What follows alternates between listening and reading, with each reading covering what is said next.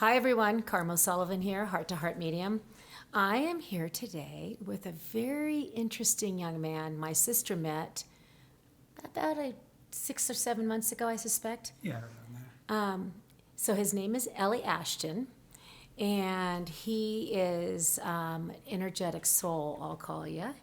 He has a very interesting background, and with that, I invited him here today because his background, he had a very interesting hard childhood being raised. We'll talk about that. He actually sees energy, sees ghosts, feels ghosts, he sees your soul, I feel like. Would that be right? That's accurate. Kind of accurate. Yeah, I like that. And so I want him to tell his story on who he is and how he came to be. And Ellie, I just think I'm going to let you take over. Why don't you start from the beginning, maybe childhood and how you first started seeing, spirits and who you are and your football career, ... We'll go from there. Sounds good to me. Okay, awesome. Yeah. So I grew up in a little town of Scranton, Pennsylvania. I was born in West Chester, Pennsylvania, so a little outside of the Philadelphia area there. Moved up to Scranton when I was about 6 years old, so that was... I love that. Yeah, cool little time. Got to grow up in the area. Went to a high school called Valley View. Okay. It was just a very interesting place to be, small high school, graduating class of 197, I believe. Mm-hmm. So there's where I had my love for football, but we'll tie back into the football thing later.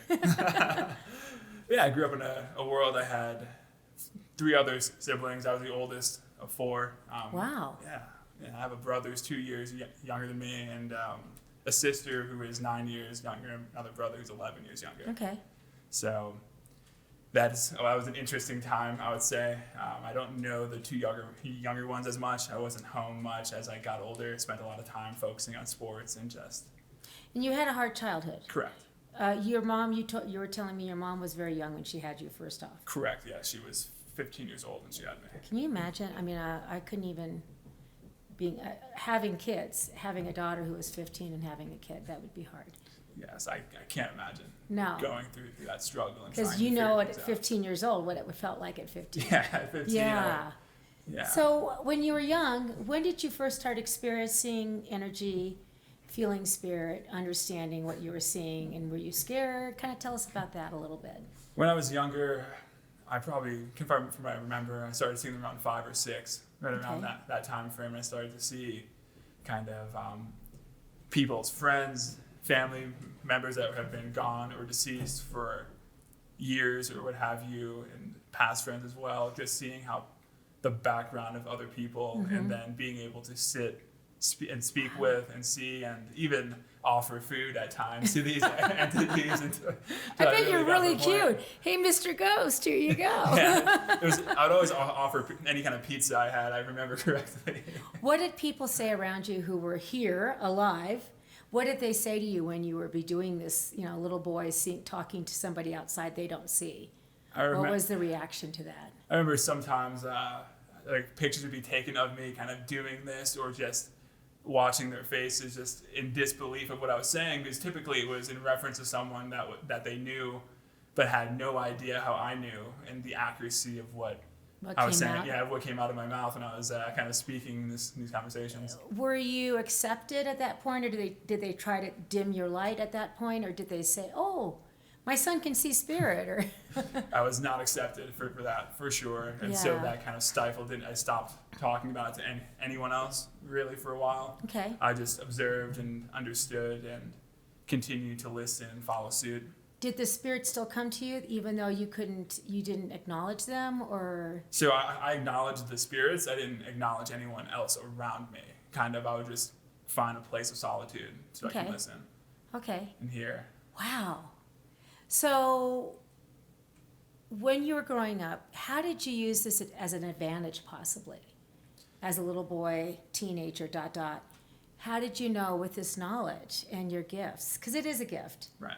And you were a loner. Right. Yeah. Easily. For many reasons. Yeah. lone Because wolf no one lifestyle. understood you. No, Yeah. I mean, how do you? I mean, 'cause think about that. First, you're being raised by a very young mom, who was challenged also, and you're living in a small town, mining town. Is that right? Mining. Coal mining town, yeah, small coal mining town. You were really, really challenged. And with that, I mean, how did you use it in a way that helped you? Or did it help you? Or did you hide it? I mean, I know you hid it, but how did you use it in your own advantage of the world? It helped me in really trying to choose friends properly, groups of people, what have you, how to survive the situation as a whole. And then not just do that, but through the guidance of being able to pick a sport to play, know when to play, like when to go, when not to go, what things to do, what not to do when injuries came, know how to take care of myself and how not to. Wow. And just very much so a lot of guidance on what to do next because I didn't know what to do next. Sometimes I just Because woke up. you weren't really being raised. Right. You were alone. Right. I was alone a lot of the time, the majority of the time. I know my dad did the best he could with that, with the situation. Yeah, because he And, was gone a little bit, Right. Yeah. working So, yeah, he's working a lot, what have you, not home. Mother was out. Yeah. was what she was. Well, it's funny because I relate to you in a sense because my mom was very much like your mom, but older. Right. My mom was gone in and out of, she was actually gone from age 1 to age 4 in mental institutions. Right. And she had a lot of issues. Brilliant woman, 170 IQ. Right. And I was raising myself. And I remember thinking that. And my family, actually, I did have grandmothers who both came in and raised, and my older sisters helped. And, but it still leaves that scarring. Yeah. Yeah. Yeah, that forever homesick feeling, I would say. Yeah. Because we can relate to that on that level, like my mother being bipolar, and then My mom too. me figuring out later the narcissistic sociopath type of deal, the lack of ability to show affection. Yes. So that was Yes. interesting to go through, what have you. It was funny. I always said with my life, I was raising my mother. And that's how I felt. Right. And I had a brother also who was challenged mentally. Right. And amazing soul. He was my twin. But I understand what you say about that because I feel like it makes you stronger in a sense. But you have to go through the process of healing the wounds that you didn't, the nourishment you didn't get. Right. Exactly. You have to learn So, how to do being an athlete, because you were a star athlete. Correct. Which I find that fascinating. I love that about you because you found something that could rescue you, Correct. give you an identity. Yes. Is that right? Yeah, it gave tell me me, identity. tell me about how you stepped into that and how you figured out what your gifts were in that area. So sports-wise, actually pretty funny. When I was younger, I didn't want much to do of it. I was a rather shy kid, kind Yeah. of just stuck to myself. Sorry. We have our puppies here, so he got stepped on. He's a little guy. Yeah, so I was a shy kid, really kept to myself, what have you. And my little brother wanted to go sign up to go play football one day, I suppose. And, Oh.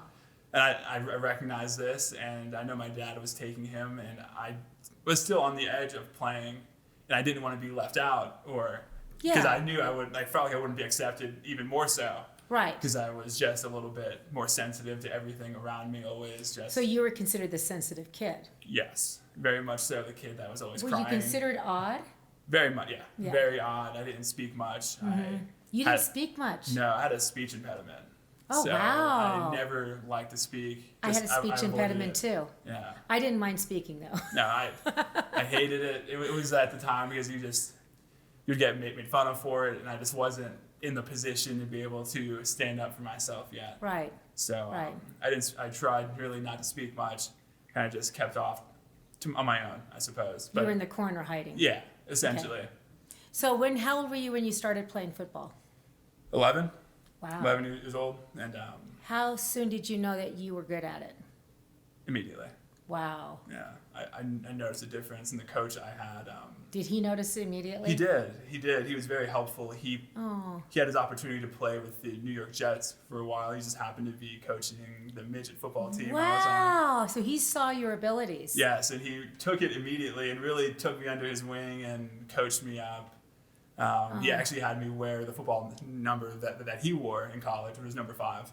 Wow. So I started number 5 and ended wearing number 5. So All the way through college? I got number 5 in college my sophomore year because I came in, didn't get it my freshman year. Then once I earned my little place.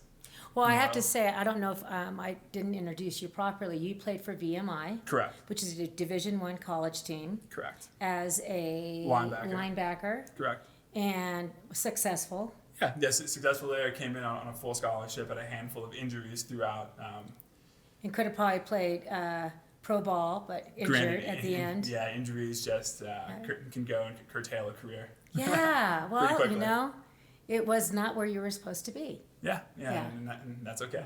So bring me forward. As you were playing football growing up, how did you use your gifts as a sensitive and as I want to say as an intuitive?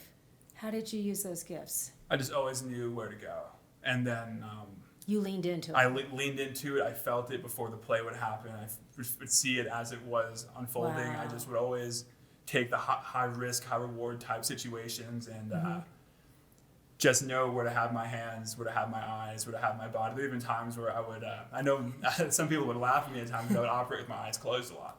Really? Yeah, I would go. Because you were intuiting? I would go in for tackles, eyes closed. I wouldn't even bother looking at where anything is going. You were just going to move forward. Yeah, I was just going to go feel with it, move with it, and it would work out for me. It would happen. And I would surprise myself at times. I'm like, well, here I am. Here we are. It works. Okay, cool. I can go with that. I don't think you want everybody to do that, probably, in football. No. So you get to VMI. So you get a full scholarship to VMI? Correct. What was your major in VMI? I started mechanical engineering, was not able to balance the military, school, and football, so I switched to econ and business at the end of my sophomore year, and I graduated with that degree. Okay. But you ended up doing engineering work in the Correct, yeah. So afterwards I got a job doing financial advising for a company on the East Coast, and then... Was it construction management kind of thing? Yes. So you would be doing like cost what do you call that? It's, oh my gosh, I can't even think.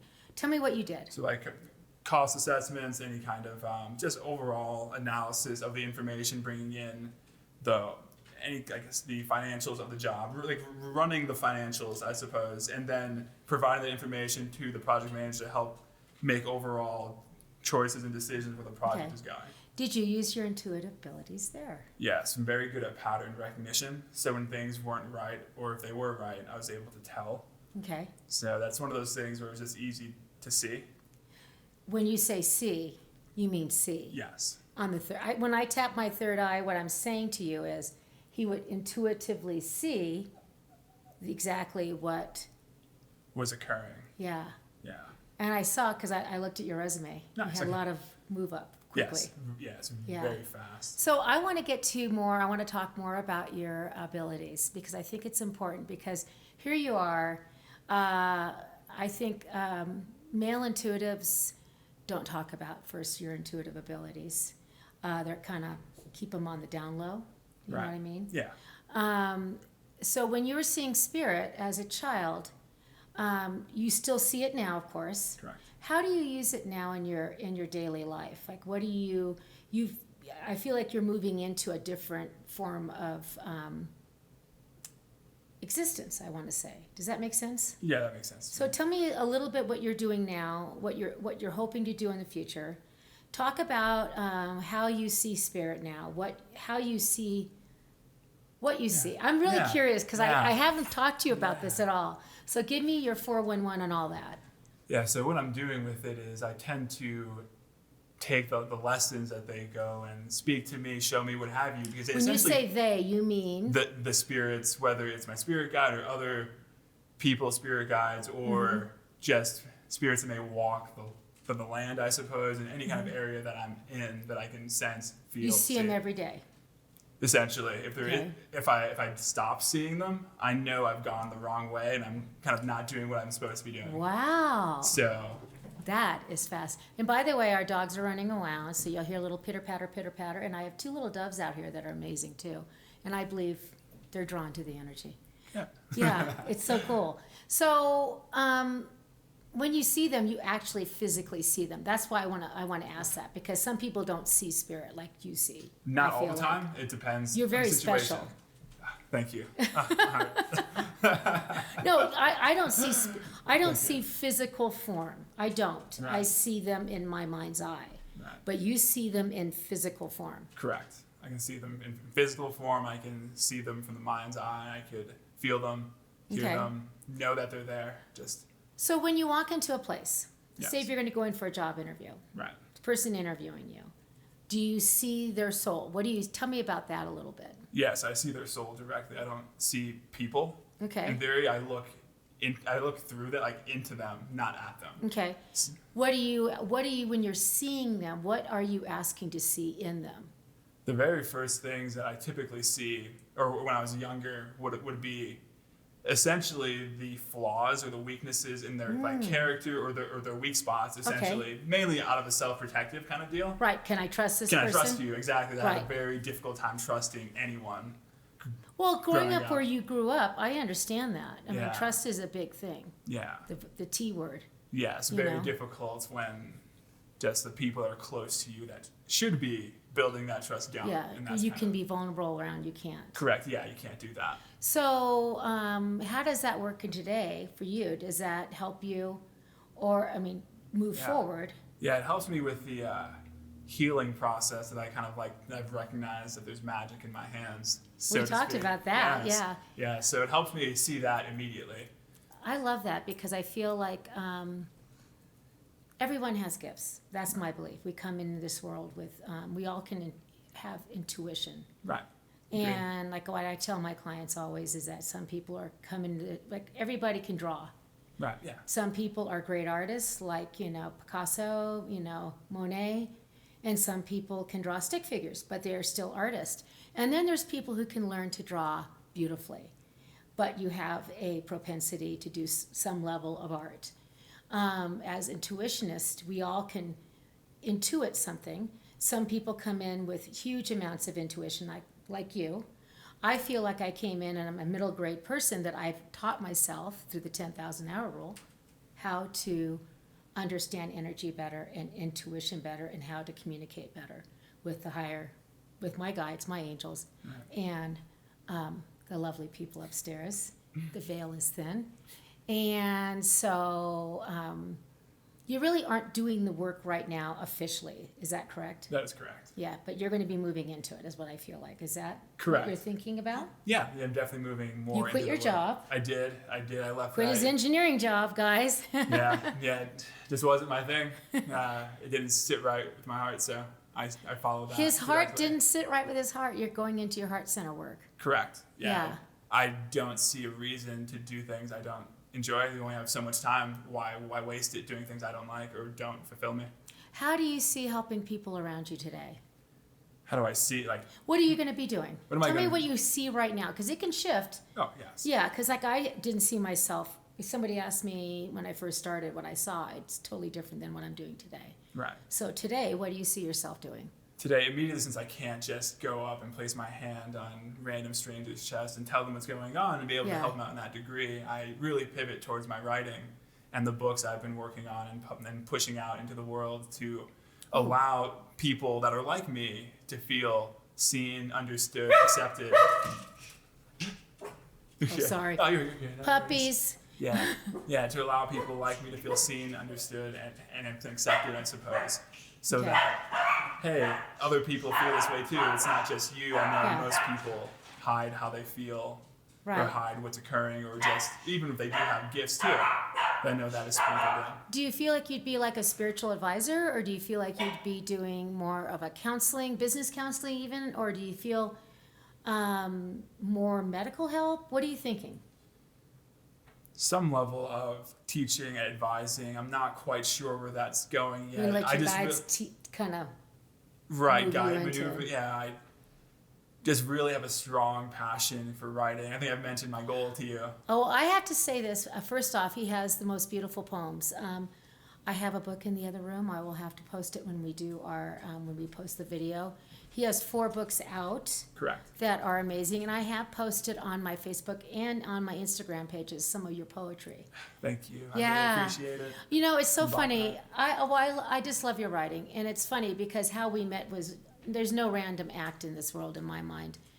So my sister, Ellie, right now is living in Portland, Oregon, and my sister lost her husband a year or so ago, and she has, because of her loss of her husband, she sold her house and moved into this nice apartment area, and she's a walker. So she found you walking one day. Yes. So Most you likely tell me. running. So you tell me the rest of the story. Yeah. I was just running around, walking around, and I just went up to her and I kind of saw what was going on in her world, and I went and spoke to her about it, and her eyes just lit up. Yeah. And it was Gave her a message, and Yeah. she's like, "Wow." And then that was kind of daring of you, wasn't it? it was Because you were very much kind of so. opening up to saying, "Hey, I'm going to be a little vulnerable here and give you something out of the ordinary." Yeah, I was in a whole new place, whole new world for me growing up on the East Coast. I'm like, well, here's an opportunity to just no one knows who I am here. What made you lean into that? Did you just trust, I or just you felt like it just was saw time. her spirit and thought she's open? Do And you see the openness of people? Yes, I can see they're open, closed. I see it in their eyes within 5 seconds of looking. So it's very That's interesting. I wish I 5 could or 6 see seconds that. essentially. I can just see it. Okay. It's difficult to explain. I can feel it, see it, and it's like No, it's I just get I it. just know. Yeah. You kind of see. I can see the shift in people before you even say what you are. I see Yeah. the shift. Yeah. Whether they're going to accept me for who I am, because Yeah. they ask me what I do, I sometimes hold my breath and then say it, and sometimes I don't have to hold it. I just will say it because I know it's going to be okay. But the people I know who are going to be non-accepting, I hold my breath and then say it and know what's going to happen. Right. Yeah. And I've had it. I mean, it's funny. It's just like, it is what it is. Yeah, I agree. Those situations I really learned to lean into more with knowing I won't be accepted, because that has grown, that has allowed my inner world to become extremely strong, essentially, whereas the Because outside you're kind of world coming is not. out of, I mean, I call this kind of a coming out party in a sense, don't you think? Yeah, I guess Because so. you really haven't admitted, you know. Oh yeah, no, not too much. It's just more in the shadows of my writing, essentially, where I do. So sorry, guys. Yes. Puppy. But so let me, coming out is hard because acceptance is big for a lot of people. Right. I knew when I fully came out, I didn't want to come out as a medium. I could explain myself as a healer pretty good to my old world, I call it. I couldn't explain it. The mediumship was hard, and I know there's people in my old world. When I say old world, I mean old karma, before I was doing this work. And I know people don't, they kind of probably scoff at me or whatever. I don't care. But I know I do good work. It's faith in my heart that I follow my heart's pattern of what I need to be doing. And also, actually, my guides even showed me what I was supposed to be doing. They gave me a vision of who I was truly, saw myself on stage, talking to an audience, and I was happy. So I'm like, okay, I'll do it. And I do. I'm very happy doing my work. Good. That's great. Were you nervous about coming out at all, or you just one day said, screw it, I'm going to do it? I think it was a slow process. I know in the DC, I was living in the DC area, and I kind of just heard this internal voice from my guide speak to me and say, I guess it pushed me out west, so to speak. So you came to Denver for a while. Yes, I came to Denver for a while. Then Engineering job. engineering job, and then I decided to go out to Portland, Oregon shortly after that. From another voice said, "Hey, now it's time to go here." And now where are you moving next? Where do you think you're moving?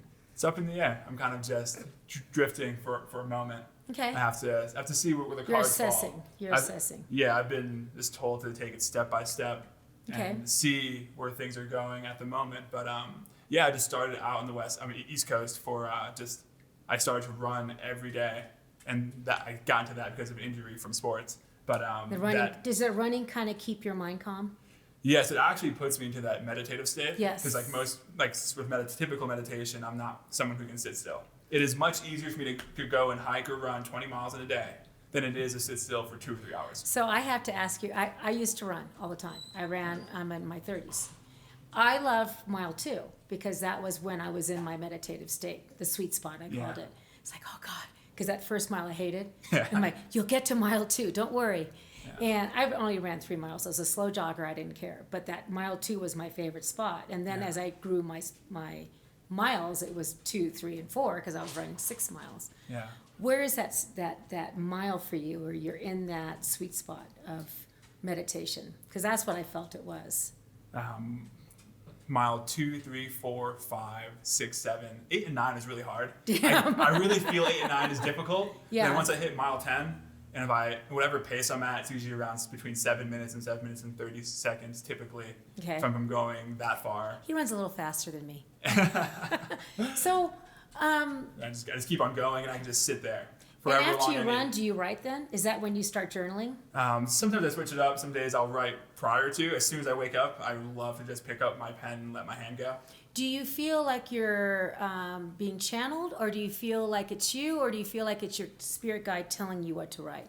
It just depends. Sometimes the spirit guide is just taking the hand. There are times where whatever I write down, I actually have to reread later on in the day because I don't know And it what I'm doesn't writing. seem like you. Yeah, it's not me. So It then doesn't you're feel like me being writing. channeled. You're Yeah. being channeled by your Yeah. guide, your angel. Yeah, it does not feel like me writing whatsoever. I so- just read it later.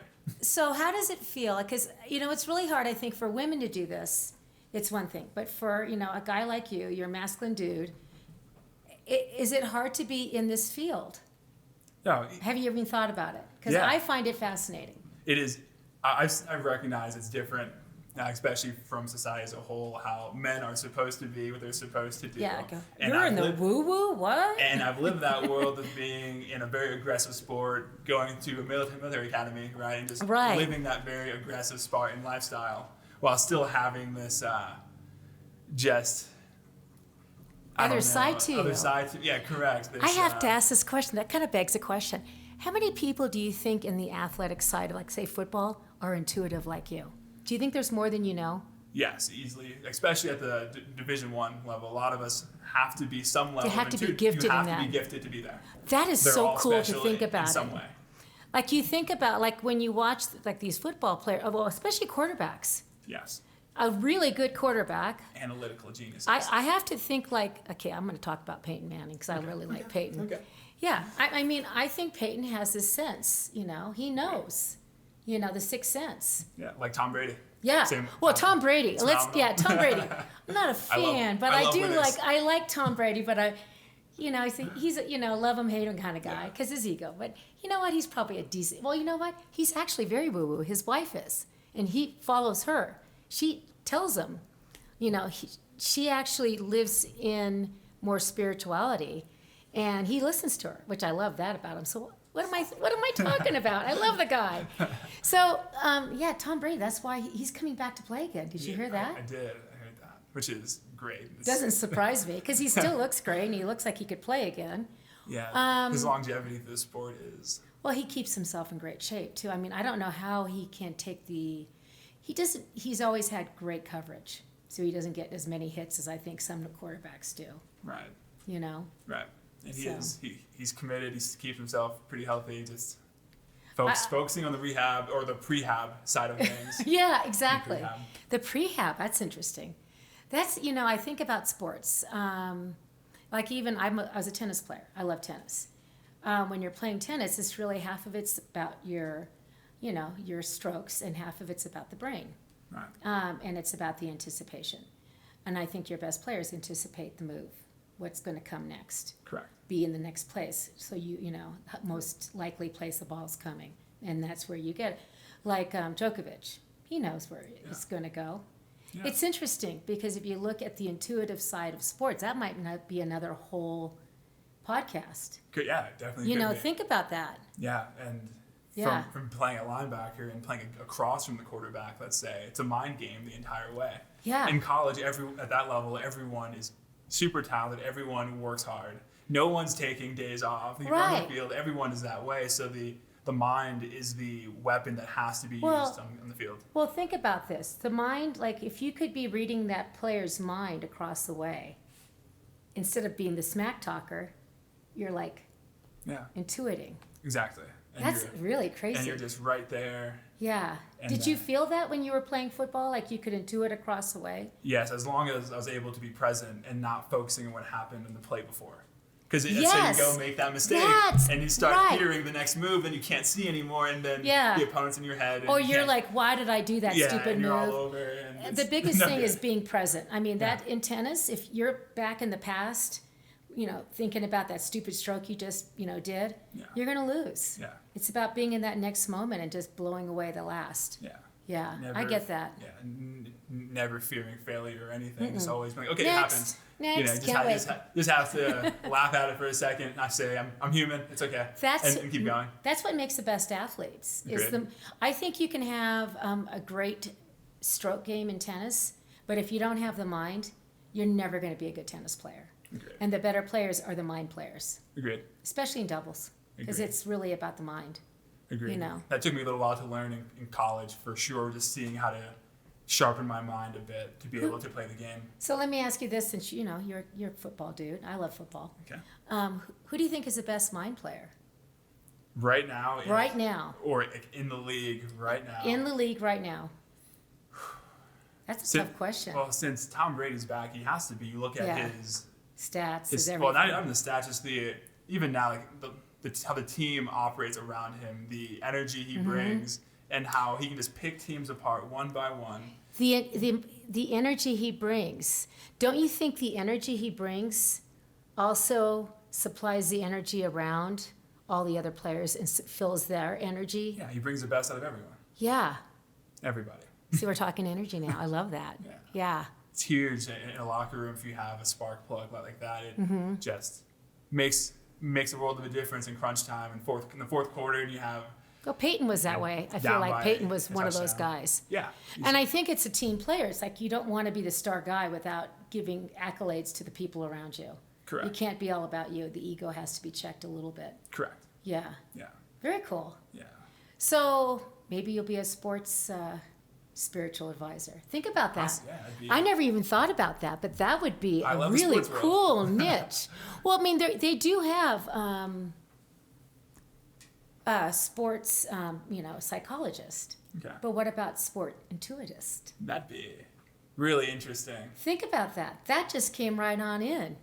Ding, ding, ding. Because I know I've shied away from coaching in general because of just how intuitive I was with the sport, and it's hard to coach that. Why not bring it in and teach it? Bring it in and teach it. It's not about even teaching. It's about having them feel it. Yeah, just feel for it. Yeah. I remember, even with practices, I'd go out on my own a lot. I'd run or sprint with my eyes closed. I'd hit bags or dummies with my eyes closed, just so I knew how to feel for where it was. I even practiced with a couple of my teammates who would go, because we had a center who played at Delaware State, who was a really good friend of mine, and we were trained together. And I would operate with my eyes closed as he's shooting his hands or what have you, and I would just see if I can feel where it's at, so I can have my eyes here while knowing what's going on the other side of me. Well, think about my head's spinning, by the way. So when my head spins, that's something kind of big in my mind.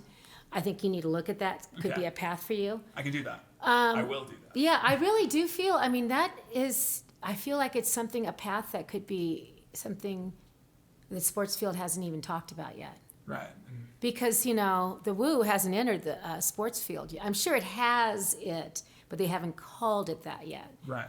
Or they, Tom Brady knows what he does, right, but he's not going to give his secret out because, Correct. Damn, he doesn't want anybody else doing that. He wants to be the top dog. Right. And as the athlete, I can understand that. You don't want to go really tell people what you're doing because it's his secret, it's his secret sauce. It's a secret sauce. Yeah. But I really feel that would be, because it's kind of your passion too. Your football is passion for you, isn't it? Yeah, my eyes will light up, or any kind of, even when I watch a game now, I can always just focus on it. Yeah. Well, when you love a sport or you love your passion and you're watching it, it's something that, and you can be in it even though you're not participating. You still, because you're in the game, even though you're watching, I watch tennis and I'm like, oh my God, look what he just did. Yeah. Armchair. But still, Yeah, it feels like I'm still playing, essentially. Yes. I'm just about to put my helmet on. Can you believe you did that? Oh my God. I got myself in it. Yeah, and I'm not playing anymore because I have a bad shoulder, but I feel like I could be a path for you. Yeah, I'll explore the opportunity. you never know. I'm all for trying something new. I'm excited for your paths. I really feel that you're going to be going places. Maybe we'll touch base in a year from now and see where you're at. Yeah, that works for Do me. you know what I mean? Yeah. I just want people to know that there are other people out there. I want males to walk into their gifts. You have, and you're stepping into it now. I think you're really brave. And I also think that you have to. You're honoring your soul, and it's a soul's journey. Exactly. And through your hardships growing up, you are who you are. And you're going to have a lot of interesting ways journeying through this. And don't be afraid. You know, I feel like you're going to have a really, I mean, you have your ups and downs. We all do. Yeah. But I'm really glad you talked to my sister that day. Me Because too. we wouldn't be here today talking, you know? Great, yeah. I heard about you. I'm like, ooh, he could be fun to talk to. I want to hear about him. Yeah. You know, because in this world, it's fun to have a tribe. And it's fun to hear about people's journeys who are opening up. And so many people are right now. Right. And through hardship, we learn. And through hardship and through the dark, we learn to walk into our light. So, Great. yeah, So and on that note, I appreciate your time today. thank you for having and, me. I appreciate it. Yeah. So, more to come. More to come. I'm excited. Okay. On that note, adios.